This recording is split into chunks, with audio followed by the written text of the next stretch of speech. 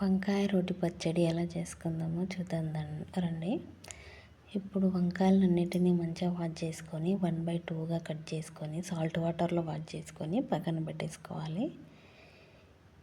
తర్వాత stove on చేసి stove పై కడాయి పెట్టి వంకాయలు వేయించుకోవడానికి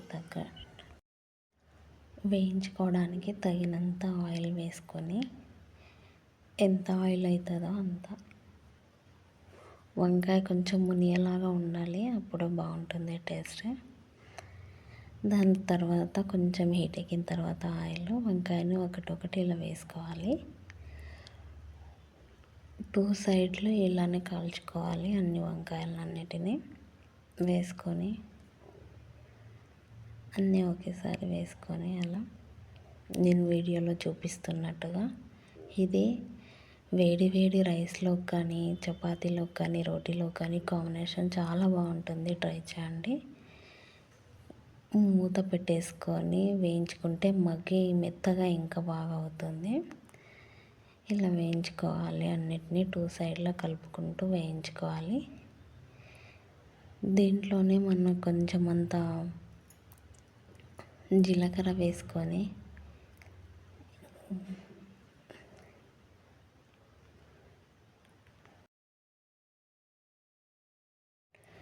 టూ సైడ్స్ మంచిగా వేయించుకోవాలి. దాంట్లోనే ఇప్పుడు కొంచెం అంత జీలకర్ర ఇంకా ఒక 10 అట్లా వెల్లుల్లి రెమ్మలు కూడా వేసుకొని వేయించుకోవాలి. వెల్లుల్లి రెమ్మలు కూడా వేసుకొని వేయించుకుంటే టేస్ట్ ఇంకా బాగుంటుంది పచ్చడిది.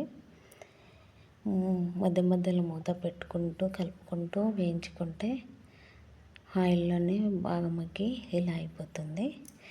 దీన్ని మీరు రోట్లో వేసి కూడా రుబ్బుకోవచ్చు. నేనైతే ఇక్కడ స్మాషర్తో స్మాష్ చేస్తున్నా. మీరు రోట్లో వేసి కూడా రుబ్బుకోవచ్చు.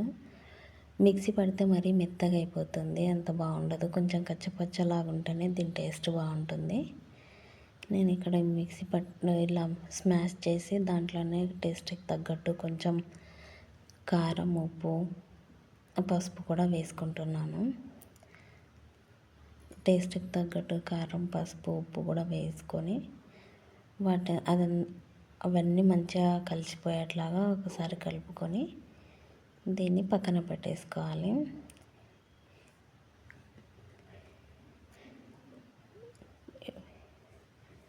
దీన్ని పక్కన పెట్టుకున్న తర్వాత ఇప్పుడు పోపు కోసమని వేరొక ప్యాన్ తీసుకొని దాంట్లో కొంచెం ఆయిల్ వేసి ఆయిల్ హీట్ ఎక్కిన తర్వాత పోపు దినుసులు, కరివేపాకు, 2 వెల్లుల్లి రెమ్మలు కూడా వేసి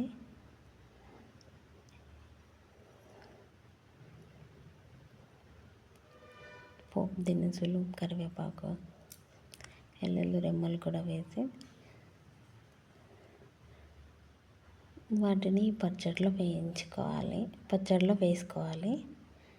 పచ్చడిలో వేసుకొని అంత బాగా మిక్స్ అయ్యేట్లాగా కలుపుకొని మనం తర్వాత వేసింటాం కాబట్టి కారం, పసుపు, ఉప్పు అది కొంచెం పచ్చివాసన పోయేదాకా ఒక 2 మినిట్స్ సిమ్లో పెట్టుకొని కొంచెం ఫ్రై లాగా చేసుకుంటే టేస్ట్ కూడా చాలా బాగుంటుంది. టిఫిన్స్లోకి కానీ రోటీస్లోకి కానీ చాలా బాగుంటుంది. ట్రై చేయండి ఫ్రెండ్స్.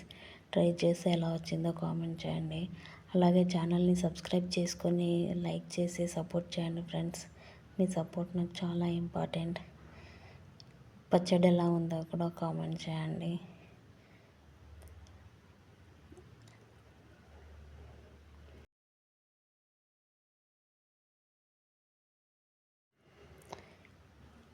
ఇలా ఒక 2 మినిట్స్ లేదా 3 మినిట్స్ సిమ్లో పెట్టుకొని కొంచెం పచ్చి వాసన పోయేదాకా ఫ్రై చేసుకొని సర్వ్ చేసుకోవడమే.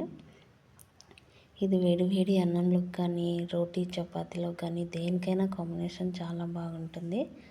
ఒకసారి ట్రై చేయండి ఫ్రెండ్స్. ట్రై చేసి ఎలా వచ్చిందో కామెంట్ చేయండి. అలాగే ఛానల్ని కూడా సపోర్ట్ చేయండి ఫ్రెండ్స్. Thank you.